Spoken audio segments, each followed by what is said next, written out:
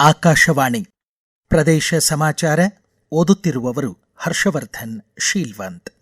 ಕಲ್ಯಾಣ ಹಾಗೂ ಕಿತ್ತೂರು ಕರ್ನಾಟಕ ಭಾಗದ ಜನ ಬರ ಮತ್ತು ನೆರೆ ಸಂಕಷ್ಟಕ್ಕೆ ಸಿಲುಕಿ ಉದ್ಯೋಗ ಅರಸಿ ಬೃಹನ್ ನಗರಗಳತ್ತ ವಲಸೆ ಹೋಗುತ್ತಿದ್ದಾರೆ.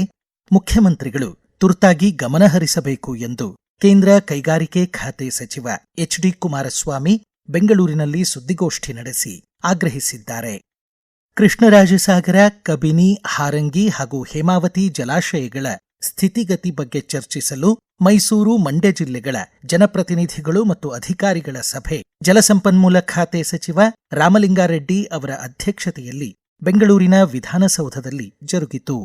ಮೋಡ ಬಿತ್ತನೆ ಬಗ್ಗೆ ವಿಷಯ ತಜ್ಞರ ಸಲಹೆ ಪಡೆದು ತೀರ್ಮಾನಿಸಲಾಗುವುದು ಎಂದು ಸಚಿವ ರಾಮಲಿಂಗಾರೆಡ್ಡಿ ತಿಳಿಸಿದರು.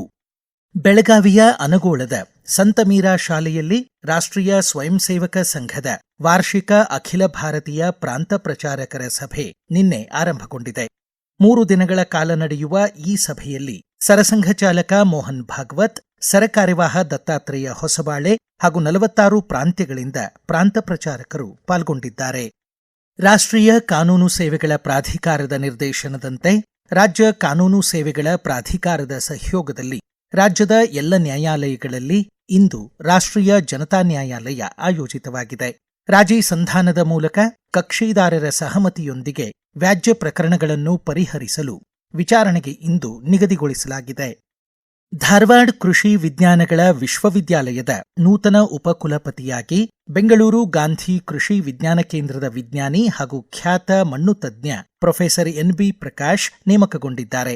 ಕೃಷಿಯಲ್ಲಿ ಸಿಲಿಕಾನ್ ಬಳಕೆಯ ಮಹತ್ವ ಕುರಿತ ಅವರ ಸಂಶೋಧನೆಗಳು ಅಂತಾರಾಷ್ಟ್ರೀಯ ಮನ್ನಣೆ ಪಡೆದಿವೆ. ಚಿತ್ರದುರ್ಗ ಜಿಲ್ಲೆ ಹಿರಿಯೂರು ತಾಲೂಕು ದೇವರಕೊಟ್ಟದ ಏಕಲವ್ಯ ಮಾದರಿ ವಸತಿ ಶಾಲೆಗೆ ಜಿಲ್ಲಾಧಿಕಾರಿ ಟಿ. ವೆಂಕಟೇಶ್ ಭೇಟಿ ನೀಡಿ ಪರಿಶೀಲಿಸಿದರು. ಕೇಂದ್ರೀಯ ಪ್ರೌಢಶಿಕ್ಷಣ ಪರೀಕ್ಷಾ ಮಂಡಳಿ ಸಿಬಿಎಸ್ಇ ವಿದ್ಯಾರ್ಥಿಗಳಿಗೆ ವಿಜ್ಞಾನ ಮತ್ತು ಗಣಿತ ವಿಷಯಗಳ ಪ್ರಾಯೋಗಿಕ ಕಲಿಕೆ ಹಾಗೂ ಆಸಕ್ತಿ ಉದ್ದೀಪಿಸಲು ಆಂಧ್ರಪ್ರದೇಶದ ಕುಪ್ಪಂನ ಅಗಸ್ತ್ಯ ಅಂತಾರಾಷ್ಟ್ರೀಯ ವಿಜ್ಞಾನ ಕೇಂದ್ರದಲ್ಲಿ ನ್ಯಾಷನಲ್ ಇನ್ನೋವೇಟಿವ್ ಎಜುಕೇಷನ್ ಕಾನ್ಕ್ಲೇವ್ 4 ದಿನಗಳ ಕಾಲ ಆಯೋಜಿಸಿತ್ತು. ಧಾರವಾಡದ ಪ್ರೆಸೆಂಟೇಷನ್ ಕಾನ್ವೆಂಟ್ ಹೆಣ್ಣು ಮಕ್ಕಳ ಆಂಗ್ಲ ಮಾಧ್ಯಮ ಸಿಬಿಎಸ್ಇ ಶಾಲೆಯ 9ನೇ ತರಗತಿ ವಿದ್ಯಾರ್ಥಿನಿ ಜೆಎಚ್ ಭೂಮಿ, ಶಿಕ್ಷಕಿಯರಾದ ದೀಪಾ ಮತ್ತು ಸಿಸ್ಟರ್ ರುಫೀನಾ ಮಾರ್ಗದರ್ಶನದಲ್ಲಿ ಈ ರಾಷ್ಟ್ರೀಯ ಸಮ್ಮೇಳನದಲ್ಲಿ ಪಾಲ್ಗೊಂಡಿದ್ದರು. ಪ್ರದೇಶ ಸಮಾಚಾರಕ್ಕಾಗಿ ಭೂಮಿ, ಜೆಎಚ್ ತಮ್ಮ ಅನಿಸಿಕೆ ಹಂಚಿಕೊಂಡಿದ್ದಾರೆ. ವಿಜ್ಞಾನವನ್ನು ಸುಮ್ಮನೆ ಓದಬೇಡಿ, ಮಾಡಿ ಕಲಿಯಿರಿ. ಪ್ರಯೋಗಗಳೇ ನಿಜವಾದ ವಿಜ್ಞಾನದ ಮೂಲ ಎಂಬುದನ್ನು ನಾನು ನನ್ನ ಗುರುಗಳಿಂದ ಕೇಳಿದ್ದೆ. ಈಗ ಅದರ ಆಳವಾದ ಅನುಭವ ಹೊಂದುವ ಅಪೂರ್ವ ಅವಕಾಶ ದೊರೆತದ್ದು ಆಂಧ್ರಪ್ರದೇಶದ ಕುಪ್ಪಂನಲ್ಲಿರುವ ಅಗಸ್ತ್ಯ ಇಂಟರ್ ನ್ಯಾಷನಲ್ ವಿಜ್ಞಾನ ಕೇಂದ್ರದಲ್ಲಿ. 4 ದಿನಗಳ ವಿಜ್ಞಾನ ಕಾರ್ಯಾಗಾರದಲ್ಲಿ ಕರ್ನಾಟಕದಿಂದ ನಾವು 6 ವಿದ್ಯಾರ್ಥಿಗಳು ಭಾಗವಹಿಸಿದ್ದೆವು. ಅಲ್ಲಿ ನಮಗೆ ವಿಜ್ಞಾನದ ಅನೇಕ ಅಮೂರ್ತ ಕಲ್ಪನೆಗಳಿಗೆ ಮೂರ್ತ ರೂಪದ ಅನುಭವ ದೊರೆಯಿತು. ವಿಜ್ಞಾನ ಮತ್ತು ಗಣಿತಕ್ಕೆ ಸಂಬಂಧಿಸಿದ ಅನೇಕ ಪ್ರಯೋಗ ಮತ್ತು ಚಟುವಟಿಕೆಗಳನ್ನು ಮಾಡಿದಾಗ ಈ ವಿಷಯಗಳ ಕಠಿಣತೆ ಮಾಯವಾಗಿ ವಿಸ್ಮಯದ ಅನುಭವವಾಯಿತು. ಅಲ್ಲಿ ಪ್ರತಿದಿನ ಆಗಮಿಸಿದ ಕ್ರಿಯಾಶೀಲ ಮಾರ್ಗದರ್ಶಕರು ನಮಗೆ ನವನವೀನ ವಿಷಯಗಳನ್ನು ಮಾಡಿ ಕಲಿ ತತ್ವದೊಂದಿಗೆ ತಿಳಿಸಿಕೊಟ್ಟರು. ಈ ವೈಜ್ಞಾನಿಕ ಪಯಣದಲ್ಲಿ ನನಗೆ ಮಾರ್ಗದರ್ಶನ ಮಾಡಿದ ನಮ್ಮ ಶಾಲೆಯ ಪ್ರಾಂಶುಪಾಲರಾದ ಸಿಸ್ಟರ್ ಸಿಲ್ವಿಯಾ, ಉಪ ಪ್ರಾಂಶುಪಾಲರಾದ ಸಿಸ್ಟರ್ ರುಫೀನಾ ಹಾಗೂ ವಿಜ್ಞಾನ ಗುರುಗಳಾದ ಮೇಡಂ ದೀಪಾರವರಿಗೆ ಧನ್ಯವಾದಗಳು.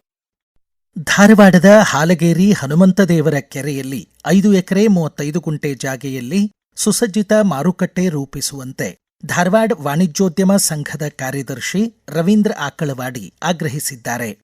ಕೋಲಾರ್ ಗೋಲ್ಡ್ ಫೀಲ್ಡ್ಸ್ನಲ್ಲಿ ನಾಳೆ ಬೆಳಗ್ಗೆ ಕೆಜಿಎಫ್ ಅಲ್ಟ್ರಾ ಮ್ಯಾರಥಾನ್ ನಡೆಯಲಿದ್ದು 1500ಕ್ಕೂ ಹೆಚ್ಚು ಓಟಗಾರರು ಪಾಲ್ಗೊಳ್ಳಲಿದ್ದಾರೆ ಎಂದು ಸಂಘಟಕ ಕಮಲನಾಥನ್ ತಿಳಿಸಿದ್ದಾರೆ.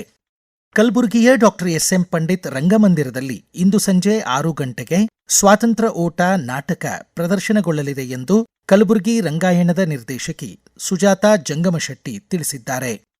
ಕರ್ನಾಟಕ ಕುಲಪುರೋಹಿತ ಆಲೂರು ವೆಂಕಟರಾಯರ 146ನೇ ಜನ್ಮದಿನಾಚರಣೆ ನಾಳೆ ಭಾನುವಾರ ಬೆಳಗ್ಗೆ 10:30ಕ್ಕೆ ಧಾರವಾಡದ ಕರ್ನಾಟಕ ಕುಲಪುರೋಹಿತ ಆಲೂರು ವೆಂಕಟರಾವ್ ಸಾಂಸ್ಕೃತಿಕ ಭವನದಲ್ಲಿ ಜರುಗಲಿದೆ. ಹಿರಿಯ ಸಾಹಿತಿ ಡಾ ಸಿದ್ದಲಿಂಗ ಪಟ್ಟಣಶೆಟ್ಟಿ ಕಾರ್ಯಕ್ರಮ ಉದ್ಘಾಟಿಸಲಿದ್ದು, ಕರ್ನಾಟಕ ಏಕೀಕರಣ ಹೋರಾಟಗಾರರು ವ್ಯಕ್ತಿಚಿತ್ರಮಾಲೆ ಅಡಿ ಮರುಮುದ್ರಿತ ಡೆಪ್ಯೂಟಿ ಚನ್ನಬಸಪ್ಪ ಹಾಗೂ ಆಲೂರು ವೆಂಕಟರಾಯರ ಪುಸ್ತಕಗಳನ್ನು ಬಿಡುಗಡೆ ಮಾಡಲಿದ್ದಾರೆ. ಇಲ್ಲಿಗೆ ಪ್ರದೇಶ ಸಮಾಚಾರ ಮುಕ್ತಾಯವಾಯಿತು. ನಮ್ಮ ಮುಂದಿನ ರಾಷ್ಟ್ರೀಯ ವಾರ್ತಾ ಪ್ರಸಾರ ಮಧ್ಯಾಹ್ನ 1 ಗಂಟೆ 10 ನಿಮಿಷಕ್ಕೆ.